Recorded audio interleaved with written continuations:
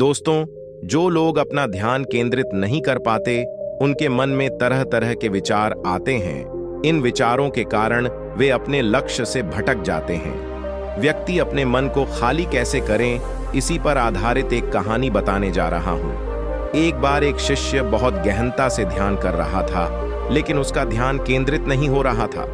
उसका मन सदैव विचारों से भरा रहता था। उसने अपने दिमाग को खाली करने की बहुत कोशिश की, लेकिन उसकी सारी कोशिशें नाकाम रही। अंत में जब वह सब कुछ कर चुका था, तब वह अपने गुरु के पास गया और बोला, गुरुदेव, मेरा मन हमेशा विचारों से भरा रहता है। मैं एक जगह ध्यान केंद्रित नहीं कर पाता। जब देखता हूं तो दूसरी चीज पर चला जाता है, फिर तीसरी और चौथी चीज पर चला जाता है। मेरे दिमाग में हजारों विचार चलते हैं और मुझे पता भी नहीं चलता कि ऐसा क्यों होता है। कुछ समय बाद मुझे एहसास होता है कि मैं क्या करने बैठा था और क्या सोच रहा हूं।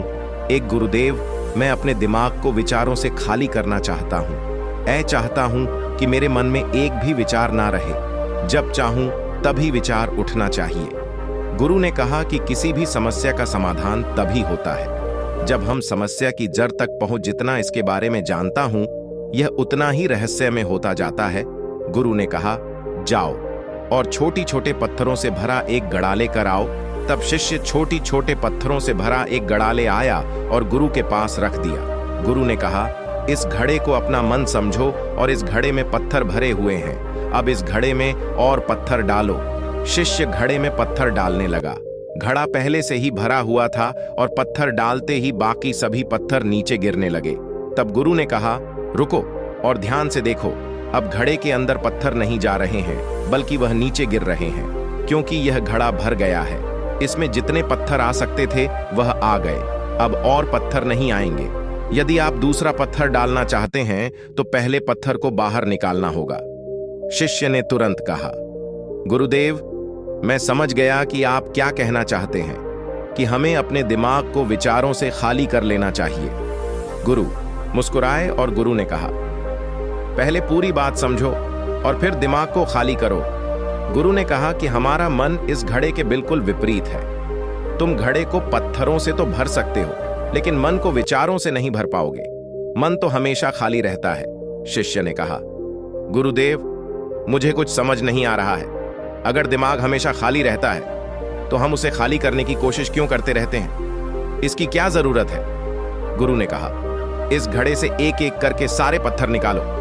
शिष्य ने वैसा ही किया और घड़े से एक एक पत्थर निकालने लगा और अंत में घड़ा खाली हो गया। गुरु ने कहा, देखो, तुमने एक एक करके पत्थर निकाले, यह घड़ा खाली हो गया है। अब तुम इस घड़े में कोई भी पत्थर डाल सकते हो, दूसरा पत्थर डाल सकते हो, या फिर वही पत्थर दोबारा डाल सकते हो।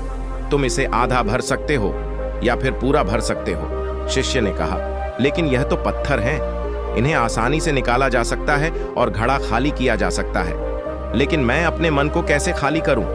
गुरु ने कहा, इस खाली घड़े में एक पत्थर डालो और दो पत्थर निकालो। शिष्य ने कहा, ऐसा कैसे हो सकता है कि जब इस घड़े में एक पत्थर होगा तो एक ही पत्थर निकलेगा, फिर दो पत्थर कैसे निकल सकते हैं? गुरु ने कहा, चलो ऐसा करो कि इस घड़े में दो पत्थर डालो और फिर चार पत्थर निकालो। शिष्य ने कहा, गुरुदेव, यह कैसे संभव हो सकता है? ये कोई चमत्कारी बर्तन नहीं है कि एक पत्थर डालो तो दो पत्थर निकालो, दो पत्थर डालो तो चार पत्थर नहीं। जब आप उन दो विचारों को पकड़ते हैं तो उनके पीछे चार विचार उभर आते हैं और वह खाली नहीं रहता। यह मन का भ्रम है कि सब कुछ है, लेकिन कुछ भी नहीं है। शिष्य ने कहा, गुरुदेव, आप जो कह रहे हैं वह मैं समझ गया, लेकिन क्या मैं हमेशा अपने विचारों के जाल में फंसा रहूंगा? क्या मन के भ्रम से बाहर निकलने का कोई रास्ता है?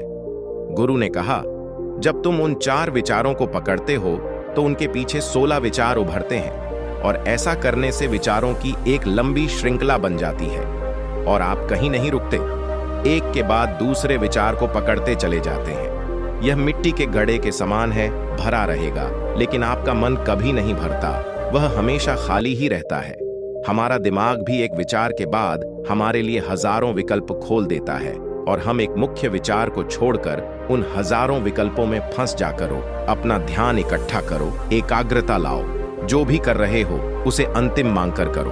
ऐसे करो कि बाद में इसमें आपको कुछ भी करने की जरूरत नहीं है, और जब आप किसी दूसरे विचार पर काम करते हैं तो बस उसी पर काम करें, कोई दूसरा विचार पर नहीं।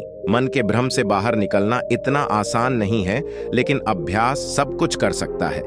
शिष्य ने कहा, गुरुदेव, मैं भी ऐसा ही करूंगा। यह समझाने के लिए आपका बहुत बहुत धन्यवाद।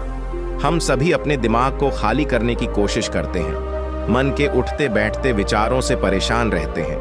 हम चाहते हैं कि यह विचार कहीं चले जाए, लेकिन जितना हम इन विचारों से दूर भागते हैं, हम विचारों का उपयोग करते हैं, क्योंकि वे हमें शांत करते हैं और वे आपके उन्हीं विचारों से जुड़े होते हैं जिन्हें आप छोड़ना चाहते हैं।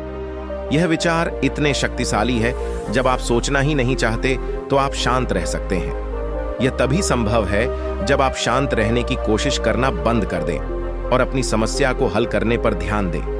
ध्यान केंद्रित करें और समझें कि चिंता करने से नहीं, बल्कि सोचने से समाधान मिलता है। गुरु ने कहा, इस मिट्टी के बर्तन को पत्थरों से आधा भर दो। शिष्य ने वैसा ही किया। फिर गुरु ने कहा, अब इन पत्थरों में से एक पत्थर चूम लो और उस पत्थर की एक छोटी सी मूर्ति बनाकर मुझे दे दो। मैं जानता हूं कि तुम एक अच्छे कलाकार हो। जब शिष्य ने 11वां पत्थर निकाला और उस पत्थर को तराशना शुरू किया, तो उसे एहसास हुआ कि यह पत्थर अच्छा नहीं है। तो उसने घड़े से दूसरा पत्थर निकाला।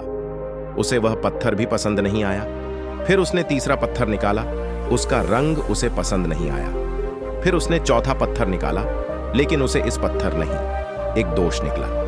इस प्रकार उसने लगभग सभी पत्थर बाहर निकाल दिए। उसे ऐसा करते देख गुरु ने कहा, वह पत्थर जो तुमने पहली बार निकाला था, यह समझकर उसी पत्थर की खोज करो कि तुम्हारे पास कोई दूसरा पत्थर नहीं है।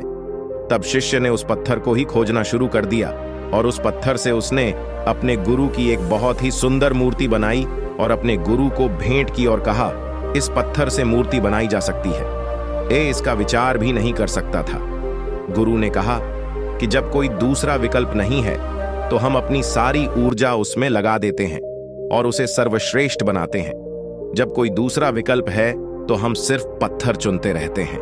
दोस्तों, आज की यह कहानी आपको कैसी लगी और इस कहानी से आपको और क्या सीखने को मिला? कृपया यह हमें कमेंट करके बताएं। साथ ही अगर आपको यह कहानी पसंद आई हो तो चैनल को सब्सक्राइब कीजिए।